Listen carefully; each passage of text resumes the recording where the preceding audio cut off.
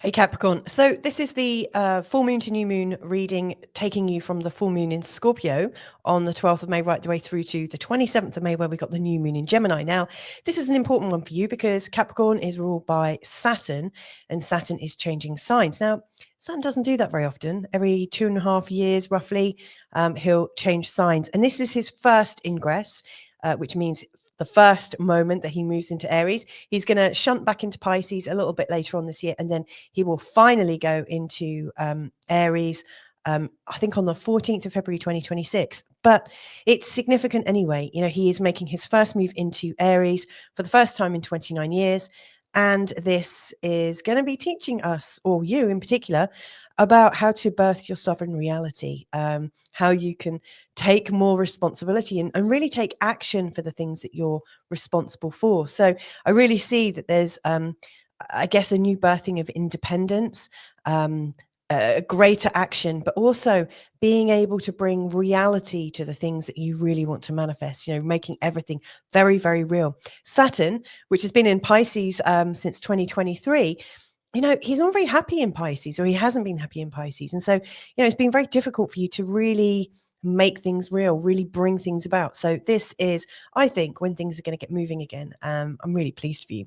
So what we're going to do then, I'm going to take you through some of the main aspects that I see coming up during this 2 weeks and give you a flavor for how you might manage that energy. One of the things that I think is really a strong theme is, who are you becoming right now? There's a lot of energy around Uranus. Now, Uranus is in opposition to the full moon and is going to be in a conjunction with the new moon. So Uranus is, you know, Uranus and Saturn together, they're going to be really, really strong. You know, Uranus is shaking us up. It's creating a sense of change in our consciousness.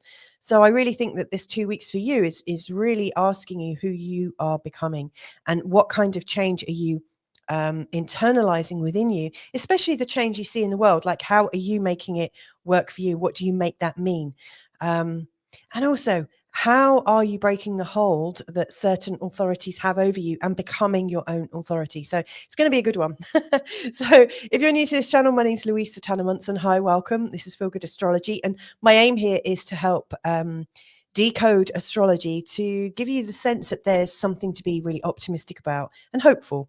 You know, not that I'm using astrology to kind of damn you and box you in somehow. That's definitely not my aim here. If you've been here before and you've come back, then welcome back. Thank you so much. Anyway, let's get cracking. I've always got slides on hand. And what I want to show you, now, normally when I do these forecasts, I start by talking about the full moon to new moon energy, which I do think is important. But if you are somebody who's watched these before, and if you're already quite experienced in astrology, you might not want to know all of this. Or my diary view, which I find very useful. What I've done is I've recorded another video. It's a short video for every sign of the zodiac. You know, it's like for everyone, going through the full moon to new moon energy, giving you an idea of how you might use that energy. In particular, like in, what do you do in the first week when it's more light? What do you do in the second week when it's a bit more dark? And sort of priming you for some of the big themes, the overall themes. But what I'm going to do in this is look at 3 core charts for you: the one of the full moon, the one of the midpoint between the two, this date here on the 20th, and then finally the new moon in Gemini chart. Now, before I bring those charts up, I just want to say a quick thank you to everybody that supports this channel. Whether it's historically or right now, I just really appreciate you. Thank you so much. Anyway, let's have a look at these particular charts. So, right, so the forecast then, it's a full moon to new moon, and this is a full moon in Scorpio chart. Now, you can see here, here's the full moon. Now, I don't know if you have Capricorn sun, or if you've got a Capricorn ascendant. You know, whichever you are, don't forget to check out the other sign of your, you know, your sun or your ascendant. You can do that for sure. But you know, this is a chart laid out with the idea of the Capricorn perspective. And with this Capricorn perspective, using a whole sign model, the moon here is really activating this part of your chart to do with networks, friendships, global visions, things that you're wanting to really create. And so this full moon, and I said this at the end of the last 2-week period, and I've also recorded a separate full moon video. But to me, this is really giving you like some tension, but also a desire to be creating externally, not just creating for yourself, not just sat at home doing your own creations. There's also a sense that there's something else out there that you might want to partner up. You might want to be doing a lot more law of attraction things, because I do think the law of attraction is really strong in this part of the chart. To me, it feels like there's some tension to join your creativity with somebody else's. And also, I mean, this shows us our children, but this can also show us stepchildren. And I think, friends of friends, people that are associated with us or to us through other people. And so, you may well get some tension coming in from like the in-laws, stepchildren, friends of friends, and networks and things like that. To me, it feels like there's invitations to connect, invitations to join and do something together. But your sense of independence right now is quite strong. And so I really feel that there's a disruption, a feeling maybe that something that's precious to you, something that you want to look after and maintain and do on your own. It feels like there's somebody else maybe who believes they have a say in your vision. So it's an interesting time. And that's really setting the tone for the week. Uranus down here, and obviously I said Uranus is quite a key figure in this 2-week process. Uranus here is in this place of you're birthing your own creativity, your own passion, your own love. Now, again, if you do have children, they could be quite prominent at this time. It might be that there's a bit more attention you need to pay them, because with Uranus here, it could be that your children are appearing quite wild or quite unpredictable, that they might need a little bit of extra support. So it's important to watch out for that if you've got children. So the moon is going to be moving from Scorpio right the way through to this quarter point here. I think it's the third quarter phase. And then it's going to go to here, where it's in the new moon position. So you see it's whizzing around this side of your chart.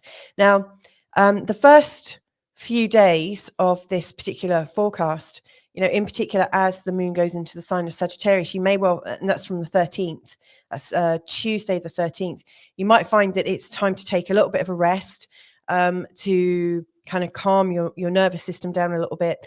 It's a good time to journal, to reflect on what's been working, what hasn't. And then that mood shifts a little bit around the 15th when the moon comes into your first house. Now, this is a time when you really feel like the boundaries are coming down and you're feeling a lot more vulnerable than usual. And by vulnerable, I don't necessarily mean to say that you feel fearful, but what I mean to say is you're wearing your heart on your sleeve a lot more. And I think people have a much greater access to you at this time. You're a lot more open. And as that's opening up over, the next couple of days between the 15th and the 18th, there's also a very zingy conjunction between the Sun and Uranus, and it's a cazimi, and I'll probably do a video about that. So that's happening on the 17th. But this cazimi could actually give you the answers to what you've been seeking in terms of what you're creating and how you can complete on your creation. So in the way that I said, it felt like someone was muscling in on what's yours, or some outside interference, maybe from a friend of a friend, or someone related to your partner or a family member, somebody coming in just from the outside, and it feels like there's a bit of interference. I think around the 17th, when there is the Uranus cazimi, there can be a real beautiful flash of insight, a flash of consciousness that can almost repair or give you the tools that you need, or the information that you need to be able to move forwards and actually feel really quite strong in what you're doing, to really resolve whatever you're concerned about the things you've created, the things you're passionate about, and also, children if you've got them.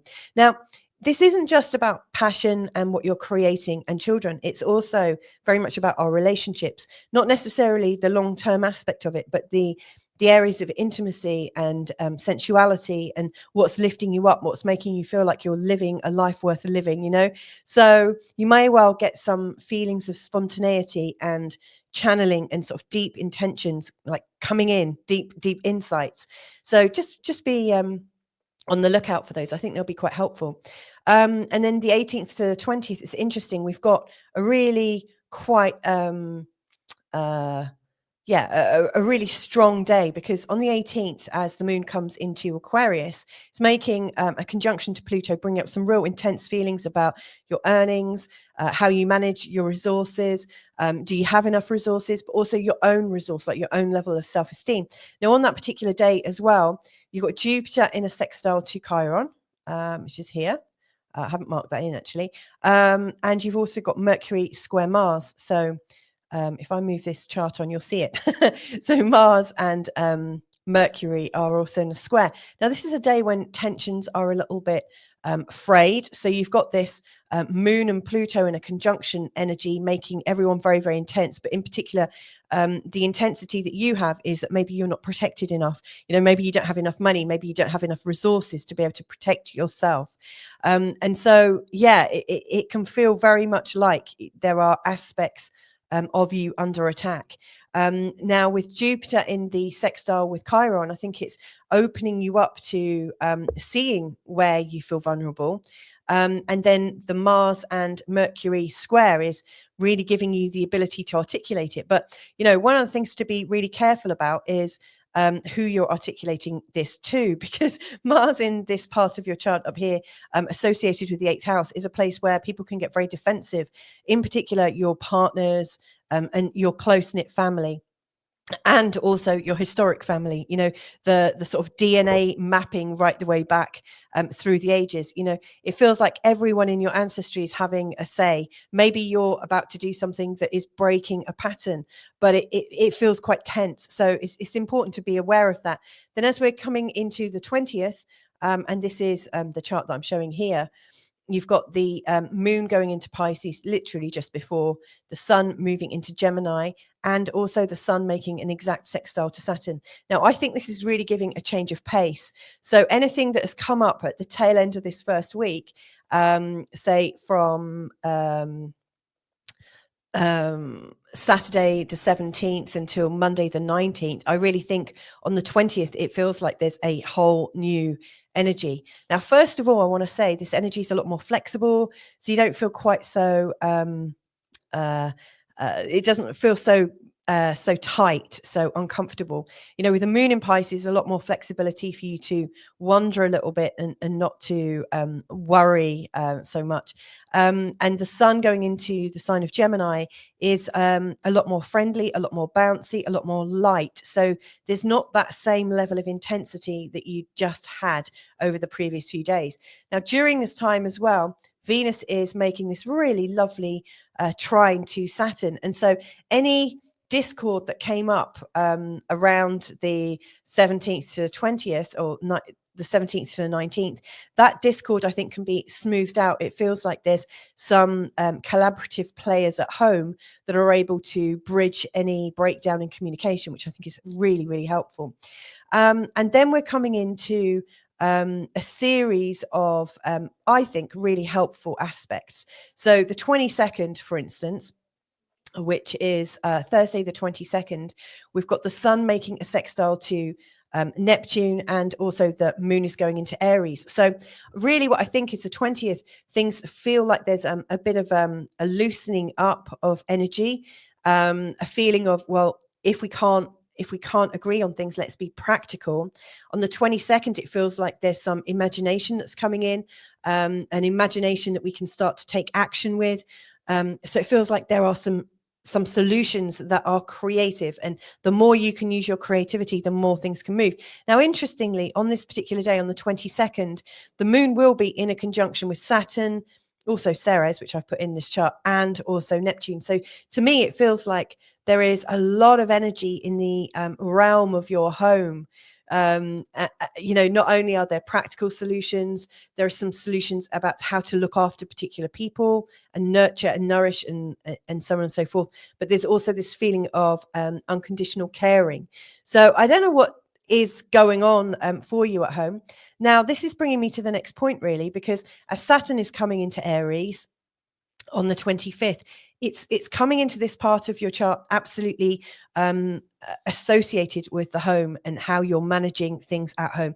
So previously, when I was talking about how are you managing your resources, in terms of, do you feel comfortable with your earnings, that you have enough resources, that you're okay managing them? When Saturn comes into this part of your chart, the fourth house, you're going to be taking a lot more action about what's coming in and out of your house. To me, this is like you're going through a tick list and you're really managing every aspect of your home. Now, Saturn coming into this house, and I've just had Saturn in this part of my chart, so I can talk from very recent experience. This can be a time when you feel a little bit low at home. Maybe money seems a little bit tighter, or you've got some very, very big things to manage. You might need to get a bit more strategic with things like your energy suppliers, food supplies, and things like that. It just feels like things are quite low energy. It's hard to gather things in. So what I would say is the more you can prepare for your security, the better off you'll be. It's also a time when you really need to look after yourself, because Saturn in this part of the chart is it can be a little bit depressing. It's so grounding that it can take you out of your joy. I think of joy as being something that's kind of, from the heart chakra up. It feels something that is like reaching up and outwards, and yet Saturn is really kind of pulling you down and back to earth. So it's a time when we really do need to have a bit more hope and to be able to tune into the things that we really like. And so I think getting a good night's sleep is really important during this time, so that you can stay on an even keel as much as possible. Now, you'll be doing this journey with Neptune, and I will be talking about this in a separate video. Neptune and Saturn around this area are going to be absolutely in each other's business the whole time, but they are going to be taking you on this journey. And in this fourth house, I really think there's a lot going on about belonging. Do you really feel like you belong in your home? Is this home the right one for you? As Neptune comes in, you may well feel confused about the particular whereabouts of your home. So there's going to be a lot of things. I would say with Neptune coming through this, there could be a lot of change in the way that you are with the home. Like, is it time for you to be working from home or staying more at home? I just think the orientation of how you've got your life is going from a very sort of external picture to more of an internal one. And so it's important to get everything really nice for you, so that you can feel comfortable. Now, the very next day, Mercury's changing signs as well, and he's going from Taurus and into the sign of Gemini, which is really linking us up and lining us up for quite a nice thing. See, I didn't mention on the 24th, Mercury makes a conjunction with Uranus. And so as we're coming into this last bit where I'm going to land this reading, on the 27th of May, the new moon in Gemini, so you've got the sun and the moon at 6 degrees, you've got Mercury at 2 degrees, and then you've got Uranus right at the tail end of Taurus. And so it's a stellium. So there's this sort of this energy of like a creation thought, a new insight, a new level of consciousness that then gets communicated with Mercury and disseminated, and it's felt at the soul level, the moon, the psyche, and also at a personal and a body level. So to me, there is this new ability, this new level of consciousness that you've got access to from the 27th. And really between the 25th and the 27th, it's a very high powered couple of days, really a lot of intense energy. But where this new moon in Gemini is landing for you, it's activating the 6th house, which is all about how you are managing your life. Again, so it's interesting that I was talking about your resources and your feelings about your earnings, then about home and how things are managed there. But then this area here in the 6th is about getting everything in a really important flow, so it's not just a flow at home, but it's bringing in your money, managing your money, your diet, your exercise, your health, your this, your that, the other. It's the management of your whole life. And so there's a lot going on here, Capricorn, about managing every aspect of your life and getting it to work really, really well. Now, why is this important? Well, I would say when Uranus comes across into this part of your chart, life is likely to get crazy busy. I mean, it's already been opened up quite a bit because Jupiter has come in, and Jupiter brings a mass of things. Jupiter's about to go into this 7th house soon, and I think this will be quite cool. But when Uranus comes in, it's going to bring lots of new surprises to your life, to be integrated, possible travel, all sorts of outside influences coming into the safe running of your world. So my last thoughts here really is, Uranus isn't coming into this part of your chart until the 7th of July. And so to me, it feels like everything that you can do right now to partition your life, review the bits that are working, tease out some things, make things work and flow with a lot more grace and ease. The more you can do that, and also cut off all those bits that you don't need, the easier your life is going to be, and the more space you're opening up for the new surprises, the brilliant new surprises that really could just be around the corner. So there you go, Capricorn. I hope that's helpful for you to understand the flows. Like I said before, there's the full moon reading. I've also got a new moon reading that's about to be posted, and also the 2-week forecast for all signs. So if you need any further help, then just check out all the links below. If you want to book a consultation or reading with me, all of my details are there, as are the links for membership as well. So anyway, sending you loads of love. Take care and catch you another time. Bye for now.